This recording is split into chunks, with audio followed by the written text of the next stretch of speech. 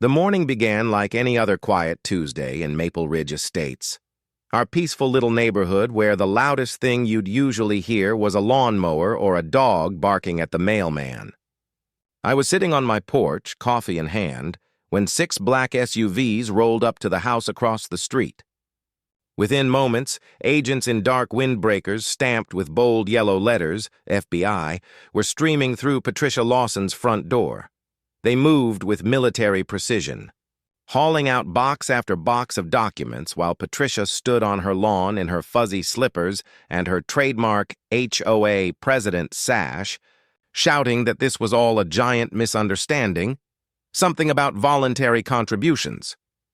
But before we get there, let me rewind. I'm Daniel Foster, and my family moved into Maple Ridge Estates 3 months ago. We thought we'd found the dream home, 247 Pine Valley Court, a gorgeous colonial with a wide porch and a big backyard where our 3 kids could run wild. And the cherry on top? Thanks to an old property line loophole from the 1970s, our home wasn't technically part of the Maple Ridge HOA. We thought that was a blessing. Patricia Lawson did not. The day after we moved in, she showed up on our doorstep like clockwork, clipboard in hand, smile sharp enough to cut glass.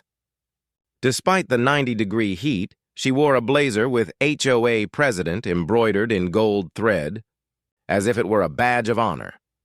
She introduced herself with the kind of practiced politeness only people in power seem to perfect, then casually mentioned that although we weren't technically required to join the HOA, it would be in our best interest to contribute the monthly dues of $95. Anyway, she said it like it wasn't even a question.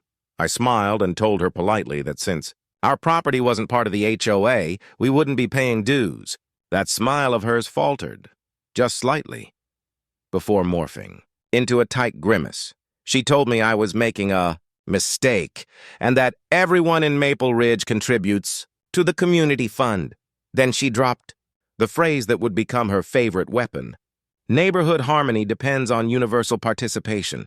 I thanked her for her time and closed the door. That was my first mistake. Patricia Lawson didn't handle rejection well. The harassment began subtly. Each morning I'd find a new flyer tucked under my windshield wiper. Cheerful pamphlets about the benefits of HOA membership. At first, they seemed harmless, but soon the headlines grew more unsettling. Unity through compliance. The dangers of nonconformity. Then came the notes in our mailbox.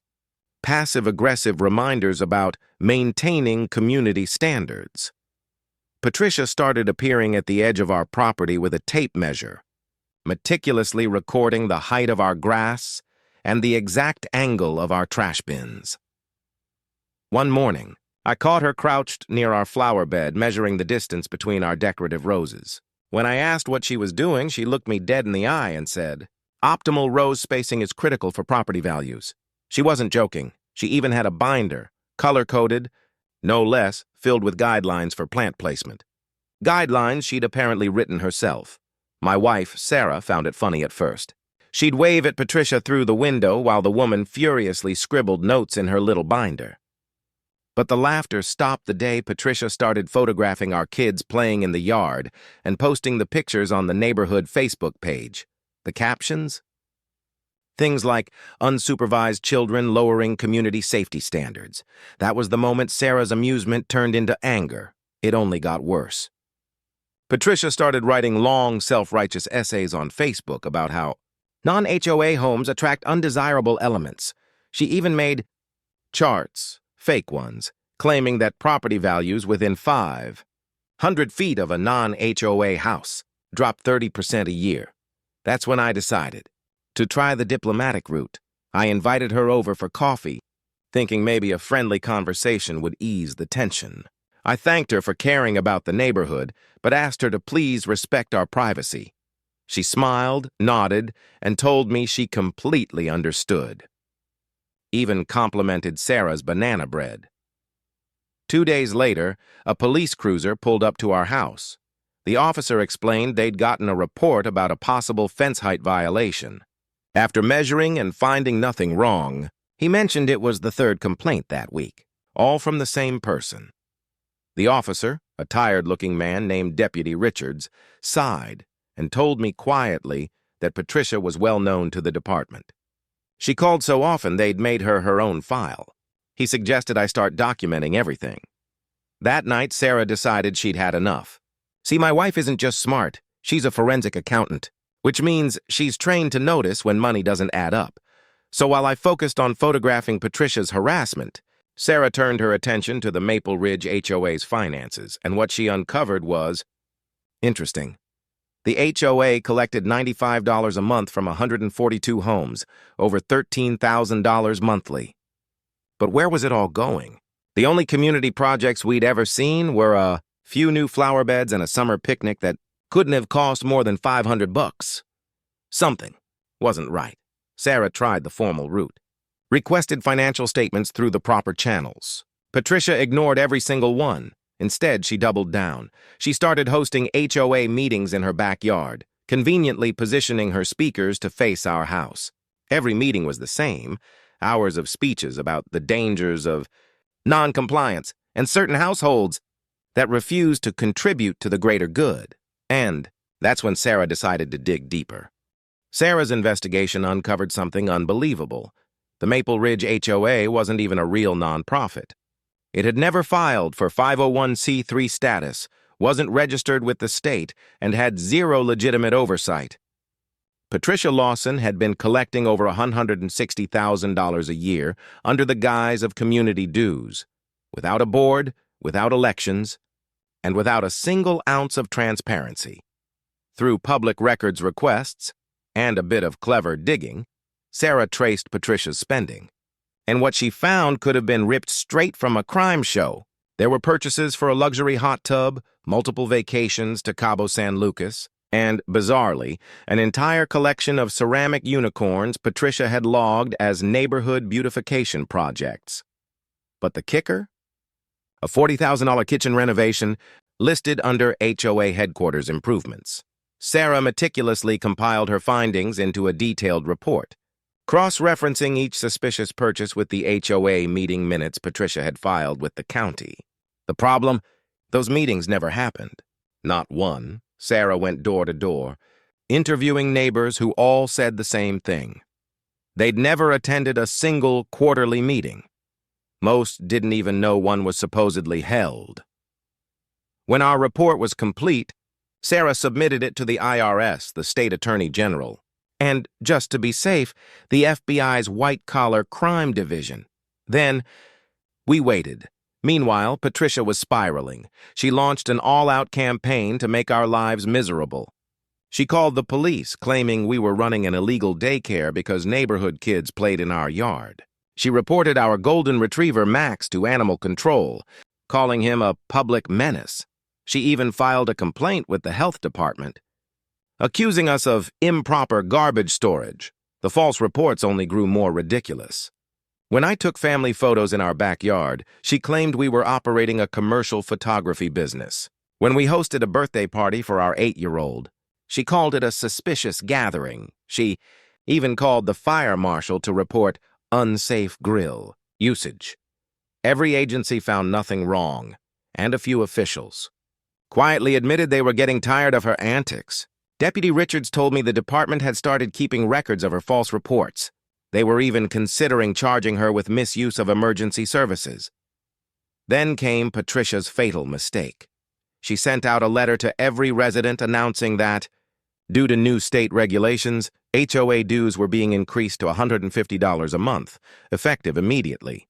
The letter threatened legal action, even property liens, against anyone who failed to pay.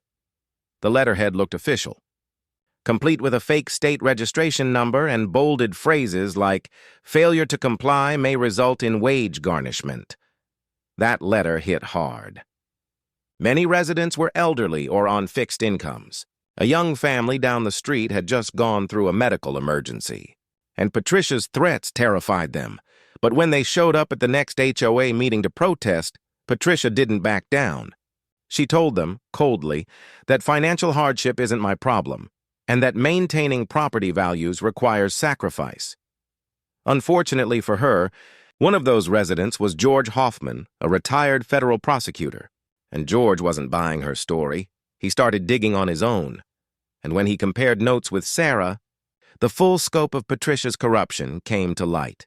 George still had friends in federal law enforcement. A few phone calls later, things started moving quickly. The evidence was overwhelming. Patricia had embezzled more than $400,000 over 6 years, filing false tax returns, and running the HOA like her personal slush fund. George discovered that Patricia had even been falsifying official meeting minutes, claiming unanimous votes for every single measure she introduced, including one that named her HOA president for life with a $60,000 annual salary. The supposed board of directors? Completely fake. She'd listed people who had moved away years ago and even invented names. One board member apparently was Jennifer. Excellence. George later found out that it was the name of Patricia's childhood doll when George and Sarah presented their combined findings to authorities, who were already investigating. Thanks to Sarah's original report, the case exploded. Investigators uncovered Patricia's secret bank accounts and a shell company called Lawson Community Services, LLC, which supposedly existed for neighborhood enhancement. In reality, it existed for one purpose: funneling HOA funds straight into Patricia's personal accounts. And that brings us back to that Tuesday morning. 3 months after we moved in, I stood on my porch watching 6 black SUVs pull up across the street. FBI agents swarmed Patricia's house, hauling out boxes of files, computers, and binders of doctored records. They even found her real accounting books, hidden in the attic, complete with handwritten notes detailing how she siphoned money from the community. One entry even described plans to expand her operations to neighboring HOAs.